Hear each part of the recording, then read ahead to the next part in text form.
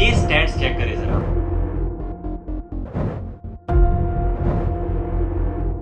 یہ ہے پی آئی اے جس نے قومی خزانے کو 2023 تک 713 ارب روپے کا نقصان پہنچایا ہے اور پی آئی اے پر قرضہ 785 ارب تک پہنچ چکا ہے. 2015 سے لے کر 2024 تک آلموسٹ 500 ارب روپے کا نقصان ہوا جو حکومت نے عوام کے ٹیکس یعنی عوام کے پیسے سے پورا کیا. 2023 سے لے کر 2024 تک پی آئی اے کا قرضہ 785 ارب سے بڑھ کر 825 ارب تک جا پہنچا جس میں بینکوں کے قرضے، سرکاری قرضے، ملازمین کی پینشن اور دوسری ادائیگیاں اور واجبات شامل ہیں. اس ساری صورتحال کی وجہ بد انتظامی، سیاسی مداخلت، زیادہ ملازمین، ایک جہاز پر 500 سے زیادہ ملازمین اور ہر سال نقصانات اربوں روپے. اگر ہم یہ دیکھیں کہ پی آئی اے کے ٹوٹل ایسٹس یعنی اثاثے کتنے ہیں تو بلڈنگز، ایروپلینز، زمینیں،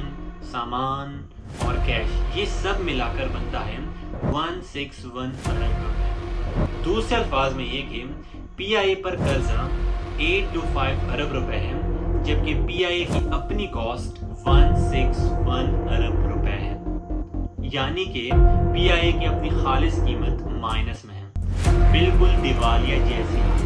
اب اگر یہ قدم نہ اٹھایا جاتا تو پی آئی اے بالکل بند ہو جاتا. اب پی آئی اے کی پرائیویٹائزیشن یعنی نجکاری سے کیا فائدہ ہوگا؟ پہلے تو ہر سال جو 50 سے 75 ارب روپے کا نقصان ہوتا تھا وہ اب نہیں ہوگا. اب یہ 50 سے 75 ارب روپے تھوڑا ہی صحیح سکولز، ہاسپٹلز اور روڈز پر خرچ ہو سکتا ہے. دوسرا یہ کہ پی آئی اے پر یورپ کی طرف سے پابندی سے جو ہر سال پاکستان کو 40 ارب روپے کا نقصان ہوتا تھا وہ اب نہیں ہوگا. تیسرا یہ اگر نجکاری نہ ہوتی تو قرضے مزید بڑھتے اور ملک کا مزید نقصان ہوتا. حکومت پرائیویٹائزیشن یعنی نجکاری کیوں کرتی ہیں؟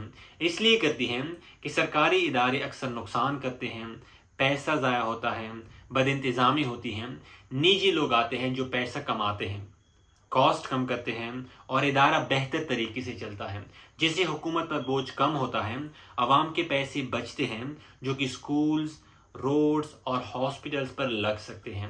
1987 میں برٹش ایئر ویز، 2021 میں ایئر انڈیا، ایئر کینیڈا اور اس طرح کی دوسرے بہت سارے ایئر لائنز جو پرائیویٹائزیشن سے پہلے نقصان میں تھیں، پرائیویٹائزیشن کے بعد نجی لوگوں نے ان کی سروسز بیٹر کیے اور اب وہ ٹاپ ایئر لائنز کی لسٹ میں شامل ہو گئی.